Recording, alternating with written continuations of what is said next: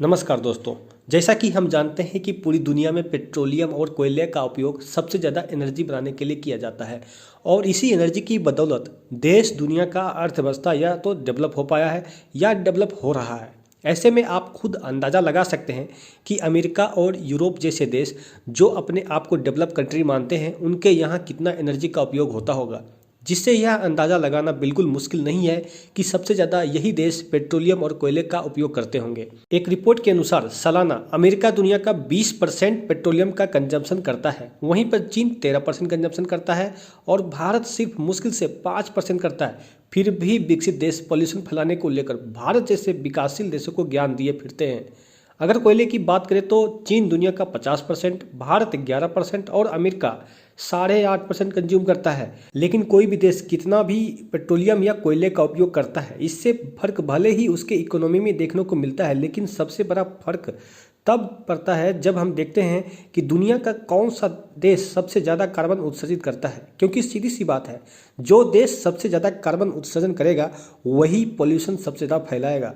आपको बता दें कि चीन दुनिया का सबसे बड़ा कार्बन एमिशन देश है, जहां सालाना 29% इमिशन होता है। दूसरे नंबर पर अमेरिका करीब 14% कार्बन एमिशन करता है, वहीं पर भारत सिर्फ 7% एमिशन करता है। लेकिन ग्लोबल कार्बन एमिशन फैक्टर की बात करें तो सिर्फ बिजली बनाने और हीट प्रोडक्शन में 25% कार्बन एमिशन होता है। छोटे मोटे इंडस्ट्री जो चलने के लिए कोयले का उपयोग करते हैं 21% कार्बन एमिशन करते हैं, वहीं पर एग्रीकल्चर या फॉरेस्ट्री से 24% एमिशन होता है। लेकिन हम इस वीडियो में बात कर रहे हैं कार्बन के एमिशन पर कंट्रोल की। तो आपको बता दें कि दुनिया भर में 22 ऐसे कार्बन कैप्चर एंड स्टोरेज का प्रोजेक्ट चल रहा है, जिसकी मदद से बड़े बड़े इंडस्ट्री से कार्बन को कैप्चर करके स्टोरेज किया जाता है, फिर उसका अलग अलग कामों में यूटिलाइज किया जाता है। जैसा कि आप इस मैप में देख सकते हैं, यह प्रोजेक्ट अमेरिका, यूरोप और अरब देशों में ही सबसे ज़्यादा चल रहे हैं। वहीं पर एशिया में तो कोई भी ऐसा प्रोजेक्ट नहीं दिख रहा है। इसीलिए जब हम हर साल मोस्ट पॉल्यूटेड सिटी की रिपोर्ट देखते हैं तो चीन और भारत के शहरों का नाम आता है। क्योंकि अमेरिका दुनिया का दूसरा सबसे बड़ा कार्बन उत्सर्जक देश है, फिर भी उसके शहरों का नाम मोस्ट पॉल्यूटेड सिटी की लिस्ट में नहीं आता है, क्योंकि उसके हिसाब से वह कार्बन को सबसे ज़्यादा कैप्चर भी करता है।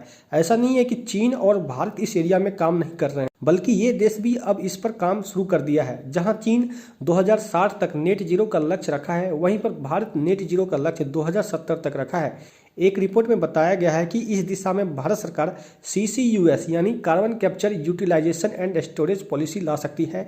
इसके लिए कार्बन कैप्चर से जुड़ी प्रोजेक्ट्स की फाइनेंशियल मदद के लिए CCFC यानी कार्बन कैप्चर फाइनेंशियल कॉरपोरेशन की स्थापना की जा सकती है।